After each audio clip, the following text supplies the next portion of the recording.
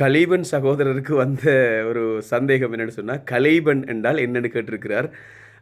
கலீபன் என்று சொன்னால், இப்ப இது வந்து அரபு மொழியில கலீப் அப்படின்ற ஒரு விளக்கம் ஒன்று இருக்குது. கலீப்ன்னு சொன்னால் வெற்றியாளன் அல்லது உயர்ந்தவன் அப்படின்ற ஒரு பொருளை தரும். இது உருது கவிதைகளில் வந்துட்டு மிர்சா காலிப் அப்படின்ற வார்த்தைகள் அதிகமாக பிரபலமாக இருக்கும். எனவே வெளிநாட்டில் இருந்து வந்த வர்த்தகர்கள் மூலமாக இந்த மொழி தமிழுக்குள் ஊடுருவி தமிழர்கள் இந்த பேரை வைச்சாங்களோ என்னன்னு தெரியல. இருந்தாலும் தமிழில் கலீபன்ன்றது இல்லை.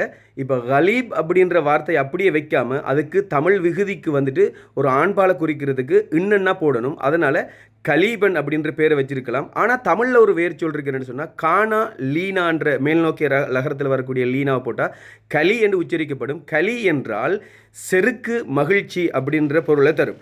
எனவே கலீபன் அப்படின்ற பேரை வைக்கிறது மகிழ்ச்சியானவன் அப்படின்ற ஒரு அர்த்தத்தில் இதை வச்சிருக்கலாம். இருந்தாலும் இது அரபு மொழியிலிருந்து வந்த ஒரு வேர் சொல்லாக இருக்கிற காரணத்தினால இது அரபுக்கே அதிகமாக சொந்தமாகிறது.